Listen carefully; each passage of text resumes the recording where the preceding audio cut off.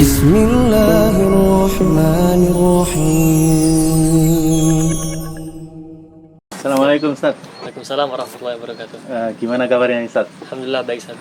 Antum kaifa Alhamdulillah baik-baik juga. Gini Ustaz, ini kan kita sudah masuk ke bulan Syawal ya, setelah Ya. Ramadan. Nah, Ini Ana pernah ditanya Ustaz.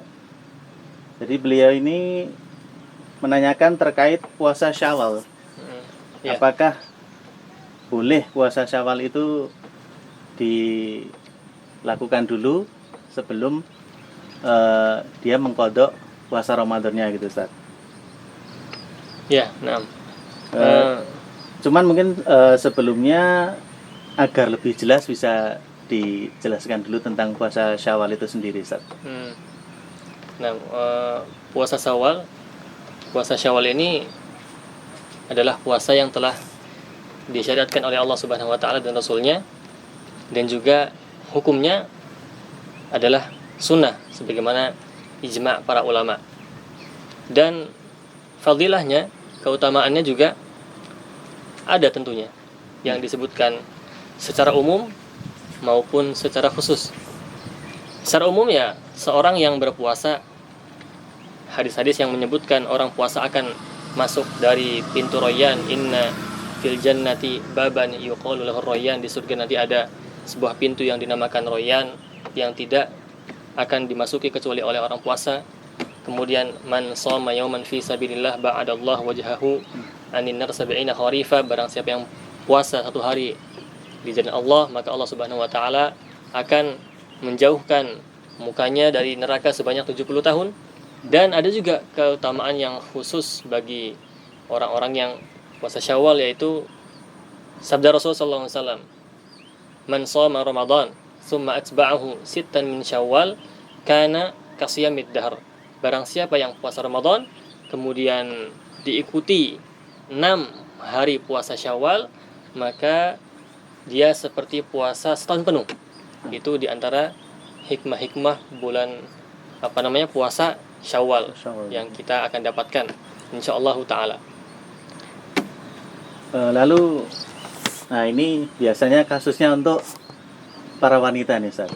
Biasanya kan wanita itu tidak bisa melaksanakan Ramadan, puasa Ramadan penuh ya. Yeah. Jadi karena berhalangan. Nah ini untuk kasus ini apa yang sebaiknya dilakukan? Apakah mengkodok puasa Ramadan dulu, atau mendahulukan puasa Syawal karena terbatas waktunya lebih singkat gitu ya? Gimana Ustaz? Ya, ini terjadi di beberapa kaum muslimin ya, terutamanya para wanita yang mungkin haid atau nifas berhalangan untuk Ramadan, kemudian ingin puasa Syawal pun terkena halangan-halangan tersebut, atau orang musafir dan lain-lain. Dan dalam masalah ini terdapat silang pendapat di antara para ulama. Ya. Dan sebelumnya para ulama bersepakat bahwasannya barang siapa yang puasa Ramadannya penuh kemudian diikuti 6 Syawal langsung, maka dia mendapatkan fadilah ini.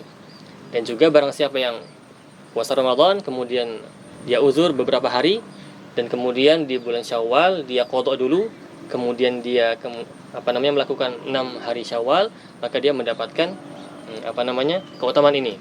Keutamaan yang setahun penuh puasa. Tinggal yang terakhir yang diperselisihkan oleh para ulama, yaitu orang yang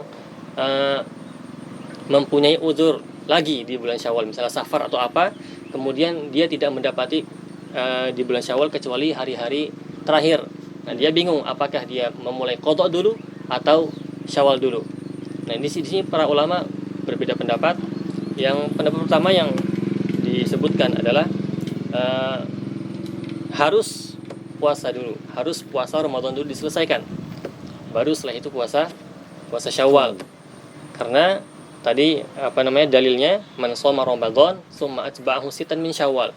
Barang siapa puasa Ramadan kemudian diikuti 6 hari bulan Syawal. Berarti syarat untuk mendapatkan puasa Syawal ini adalah menyelesaikan puasa Ramadan dulu. Qadhaan atau adaan. Secara qadha atau secara tunai langsung. Jadi tidak akan mendapatkan keutamaan Syawal kecuali telah menyelesaikan puasa Ramadan. Gitu. Ini yang pendapat pertama, dan ini pendapat Hanabilah dan perkataan atau pendapat yang dipilih oleh Ibnu Rajab Al-Hambali, insyaallah. Yang kedua yang insyaallah adalah dibolehkan mengedepankan puasa Syawal dulu, baru setelah itu bisa mengqadha Ramadan setelah Syawal. Hadisnya adalah di antara dalil yang dipakai oleh orang-orang ini yang berpendapat yang kedua ini adalah Aisyah radhiyallahu taala anha, yang mana beliau radhiyallahu taala anha mengakhirkan qadha puasanya sampai bulan Sya'ban. Iya. Dan itu diikrarkan oleh Rasulullah sallallahu alaihi wasallam. Dan kita tidak mungkiri keutamaan Aisyah radhiyallahu taala anha, bahwasanya beliau radhiyallahu taala anha juga puasa sunah-sunah yang lain. Namun beliau mengakhirkan qadha Ramadan di Sya'ban karena beberapa uzur. Iya. Itu diantara salah satu dalilnya. Iya. Kemudian diantara dalil yang lain adalah bahwasannya qadha Ramadan itu waktunya muasa', luas, banyak waktunya. Sebagaimana yang Allah Subhanahu wa taala firmankan, fa'iddatun min ayyamin ukhar, bisa diganti, bisa memilih hari-hari yang selain hari Ramadan. Berarti waktunya muasa' sekali, luas sekali, setahun. Adapun yang puasa Syawal ini puasa yang tertentu yang hanya didapatkan fadilahnya di bulan Syawal. Maka insyaallah diperbolehkan untuk puasa Syawal dulu, kemudian baru bisa mengqadha puasa Ramadan. Begitu juga misalnya orang yang puasa mengqadha Ramadan itu sama seperti adaan dia menunaikan secara tunai. Misalnya dalil dari Rasulullah SAW, man shoma ramadhana imanan wa ihtisaban ghufira lahu ma taqaddama min dzambi. Barang siapa yang berpuasa dan beriman dan mengharap ridha Allah Subhanahu wa taala, maka dia akan dihapuskan puasanya. Dan dalil ini juga bisa didapatkan oleh orang-orang yang mengqadha puasa Ramadan di bulan selain Ramadan, karena dia niatnya adalah untuk menunaikan puasa Ramadan di bulan-bulan yang selain bulan Ramadan. Wallahu ta'ala bisawab. Yang insyaallah dipilih adalah yang pendapat yang kedua, yaitu diperbolehkan untuk puasa Syawal dulu, kemudian baru kita mengqadha Ramadan karena waktunya. Jadi kadang-kadang beberapa orang tidak mendapatkan puasa Syawal kecuali di hari-hari akhir karena ada uzur. Wallahu a'lam bishawab. Seperti itu. Ya, Masya Allah, Alhamdulillah, sudah jelas nih insyaallah. Insyaallah jelas ya. Jazakumullah khairan atas penjelasannya, Ustaz. Jazakumullah khairan.